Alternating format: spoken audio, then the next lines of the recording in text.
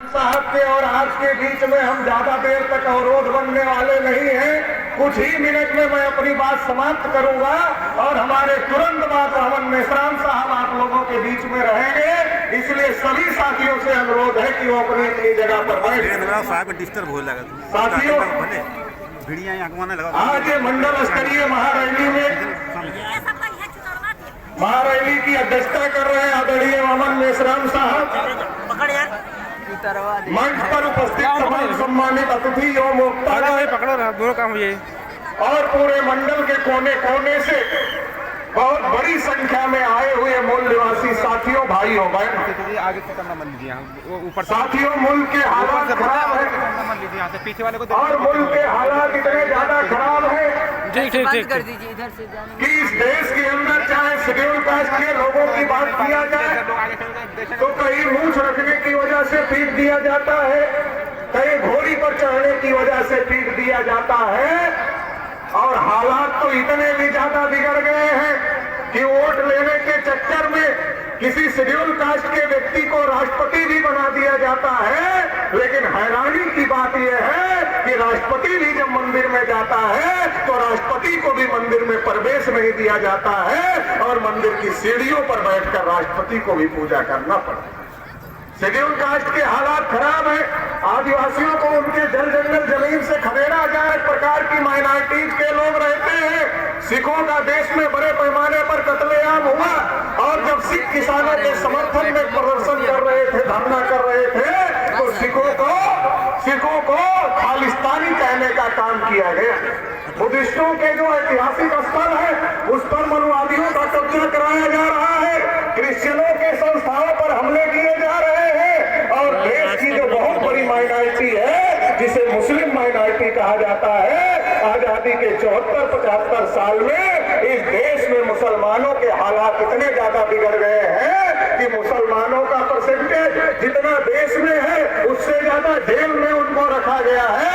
इतने ज्यादा मुसलमानों के हालात खराब हो गए हैं और आजकल हालात तो इतने भी ज्यादा बिगड़ गए हैं कि मुसलमान के घर में किस चीज की बिरयानी पक रही है ये मुसलमान नहीं तय करता, बल्कि मुसलमान के घर में किस चीज की बिरयानी पक रही है ये तय करने का काम आरएसएस, बजरंग दल और विश्व हिंदू परिषद के गुंडे करते हैं। कभी भी किसी मुसलमान को पीट दिया जाता है, मॉब लिंचिंग का शिकार बनाया जाता है। साथियों, शेड्यूल कास्ट की पिटाई हो रही है, शेड्यूल ट्राइब की पिटाई हो रही है, माइनॉरिटीज के लोगों की पिटाई हो रही है और देश में जो एक बहुत बड़ी आबादी पिछड़े वर्ग की है जिसका मैं नेशनल प्रेसिडेंट हूँ, राष्ट्रीय अध्यक्ष हूँ, आजादी के 74 साल में अगर सबसे ज्यादा धोखा, सबसे ज्यादा नाइंसाफी किसी के साथ हुई तो पिछड़े वर्ग के लोगों के साथ में हुई, ओबीसी समाज के लोगों के साथ में हुई और सबसे ज्यादा अन्याय और अत्याचार किसी के साथ हुआ तो हमारे साथ में हुआ। ऐसा मैं क्यों कह रहा हूँ? क्योंकि आजादी के 74 साल में देश में जानवरों की गिनती हुई, कुत्तों की भी गिनती हुई, हिजड़ों की भी गिनती हुई, लेकिन देश की जो आधी से अधिक आबादी है जिसे पिछड़ा वर्ग कहा जाता है, आजादी के 74 साल में पिछड़ों की गिनती नहीं हुई।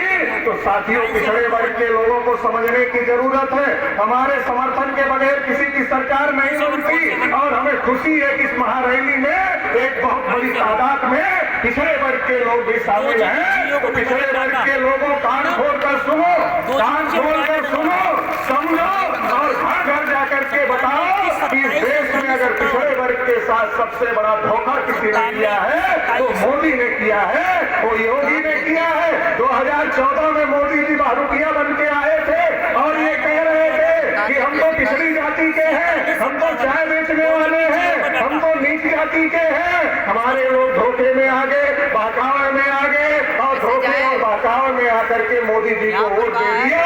मोदी जी देश के प्रधानमंत्री हो गए। एक देवगौड़ा जी देश के प्रधानमंत्री थे, जाति आधारित गिनती करने के लिए कुर्सी गंवा दिया। एक मोदी जी अपने को ओबीसी कहते हैं, आरएसएस के कहने पर सुप्रीम कोर्ट में हलफनामा दे दिया कि हम ओबीसी की गिनती नहीं कर सकते। जानवरों की गिनती किया मगर पिछड़ों की गिनती नहीं किया। 314 पिछड़े वर्ग के बच्चे जो यूपीएससी की परीक्षा पास किए थे, आईएएस की परीक्षा पास किए थे, उनकी नियुक्ति को क्रीमी लेयर के नाम पर रोकने का काम किया। पिछड़े वर्ग के बच्चों का वजीफा बंद करने काम किया और पिछड़े वर्ग को बजट में एक नया नहीं दिया। पहले मोदी जी नारा लगाते थे सबका साथ सबका विकास, हमारे लोग भाषे में आ गए और जब मोदी जी की सरकार बन गई तो क्या नारा हो गया, नारा बदल गया, सबका साथ अदानी अंबानी का विकास बाकी सबका सत्यानाश, नारा बदल गया। साथियों समझने की जरूरत है। रेलवे बेचा, बीएसएनएल बेचा, इंडियन ऑयल बेचा, भारत पेट्रोलियम बेचा और जो कहते थे देश नहीं टिकने दूंगा उन्होंने लाल किले को गिरोही रखने का काम किया। सतर्क होने की जरूरत है, समझने की जरूरत है, क्योंकि जो कौम खुद की हालत नहीं बदलना चाहती खुदा भी उसकी हालत नहीं बदलता। इसलिए पिछड़े वर्ग के लोगों सावधान हो जाओ, अपनी हालत को बदलने के लिए खड़े हो जाओ। 2014 में ठगे गए, 2017 में भी ठगे गए। 2017 का चुनाव आया, पूरे उत्तर प्रदेश में प्रचार किया गया केशव मौर्य को मुख्यमंत्री बनाया जाए। कहीं कहा गया प्रिया पटेल को मुख्यमंत्री बनाया जाएगा, कहीं कहा गया किसी पाल को बनाया जाएगा, कहीं कहा गया किसी और दूसरी बिरादरी को बनाया जाएगा। पिछड़े वर्ग के लोगों को गुमराह किया गया और पिछड़े वर्ग का आदमी मुख्यमंत्री बने इस उम्मीद में बीजेपी को वोट दिया। लेकिन जब बीजेपी को वोट मिल गया, बीजेपी का बहुमत आ गया, केशव मौर्य को उप बना करके चुप कर दिया, योगी आदित्यनाथ को उत्तर प्रदेश का मुख्यमंत्री बना दिया। सैकड़ों फर्जी एनकाउंटर इस देश में, इस उत्तर प्रदेश में पिछड़े वर्ग के लोगों के योगी आदित्यनाथ ने कराने का काम किया। साथियों समझने की जरूरत है, सैकड़ों हत्याएं कराने का काम पिछड़े वर्ग के लोगों का किया।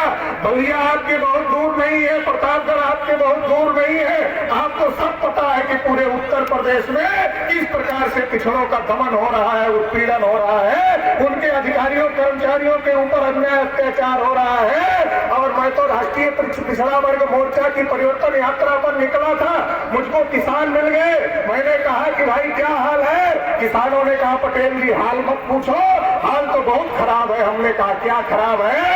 कहा दिन भर तो खेत में काम करते हैं और दिन भर काम करने के बाद रात में भी सोने को नहीं मिलता।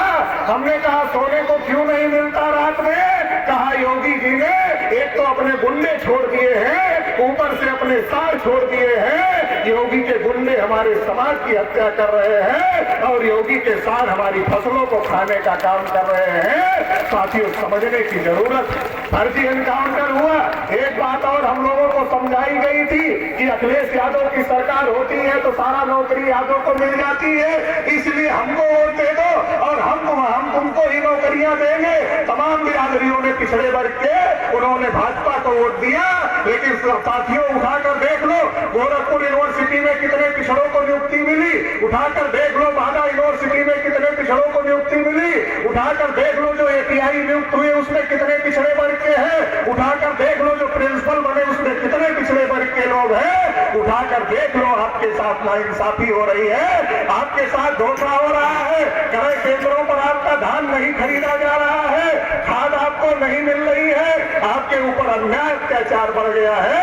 इसलिए परिवर्तन करने की जरूरत है। आजादी के 74 साल में किसी ने भी आपके लिए सही काम नहीं किया, लेकिन पिछले 40-45 साल से माननीय वामन मेश्राम साहब इस काम में लगे हुए हैं कि इस देश में जो SC, ST, OBC माइनॉरिटी के लोग हैं, जो इस देश के वास्तविक बहुसंख्यक लोग हैं, इनके हक अधिकार की लड़ाई लड़ी जाए। 40 साल 45 साल की क्रेडिट देश में किसी नेता के पास में नहीं है। अगर कोई नेता है तो माननीय वामन मेश्राम साहब है, और वामन मेश्राम साहब कोई ऐसे वैसे आदमी नहीं है, उस वंश के आदमी है, उस खानदान के आदमी है, उस स्थान के आदमी है जिन 500 शूरवीरों ने 1 जनवरी 1818 को 28,000 पेशवाओं को बोटी बोटी करने का काम किया था।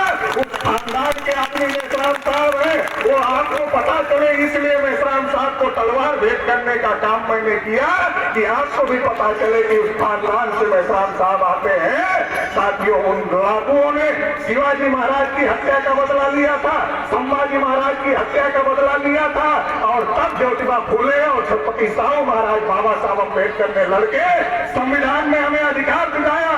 तब लड़ाई तलवार की थी, आज लड़ाई तलवार की नहीं है। आज लड़ाई तो ईवीएम मशीन पर होती है। बाबा साहब अम्बेडकर ने आपको वोट का अधिकार दे दिया, इसलिए अब अगर समाजवादियों को परास्त करना है, अत्यसुआओं को परास्त करना है, तो आपको ईवीएम मशीन का एक एक वोट राष्ट्रीय परिवर्तन मोर्चा के प्रत्याशियों को देना होगा, मेश्राम साहब के समर्थन में देना होगा। अगर ऐसा आप करते हैं तो एक बार फिर वोट से आप भीमा कोरेगांव करने में कामयाब हो जाएंगे।